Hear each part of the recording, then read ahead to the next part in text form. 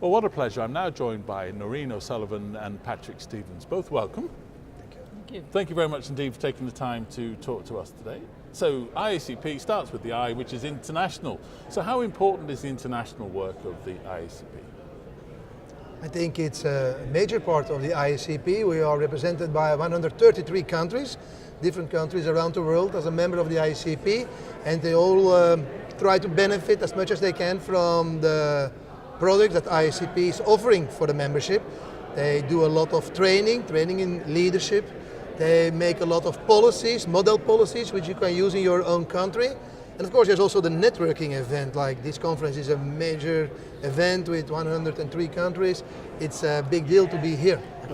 Yes, I think it's very important, as Patrick says, you know, the challenges that police services the world over are facing are the very same. So everything from the current terrorism challenge to migration issues to community engagement and legitimacy. So it's very important that we have the opportunities to come here to learn, as Patrick has said, from each other, to look at the policies that are developing, particularly around the President's task force.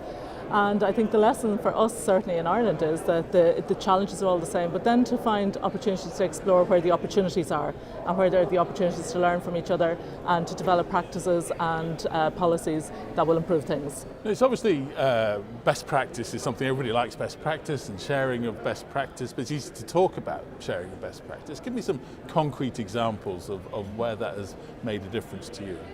Well, most recently in spring of this year, we had the president of the IACP, Terry Cunningham, and his vice president, Gwen Boniface, came to Dublin to look at a major transformation programme that we are doing, which is looking at everything from cultural reform all the way to improving our technology. But a part that they were particularly interested was looking at our student training, particularly the introduction of values such as empathy, community engagement, how do we achieve that? And we were giving them examples in Ireland when we met them in Alexandria. So, for example, in April 2014, amidst a lot of controversy and crisis, trust and confidence in Garda Síochána had dropped to an all-time low of 67%.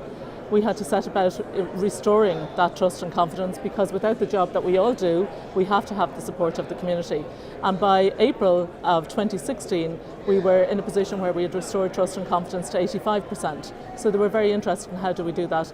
And a lot is really about the men and women that provide the service to the community, the manner in which they engage with the community, and making sure that we do not take for granted the support and the trust of the community, and how we restore and maintain that.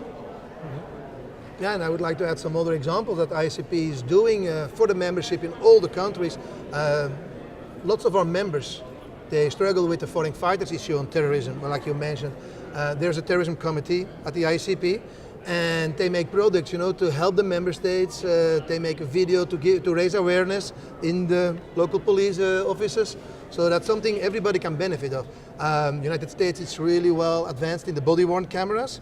There's a nice policy on the IACP website available for everybody, and I can go further and further and further. All these best practices are developed in the committees or within IACP, available for all members. No, I think what Patrick says is right, because you know the challenges are there, and then it's making sure. And I think that it's the same issue. You have to look at the scale and the complexity depending on the size of the service. But I think identifying what the issues are, identifying the solutions, where the policies and what practices work in different places, and then exploring how they can be transferred between jurisdictions. Because it's fascinating, isn't it? Because we talked all week about building trust in communities, and communities are obviously fairly small, and yet 133 countries are represented, and you face the same issues.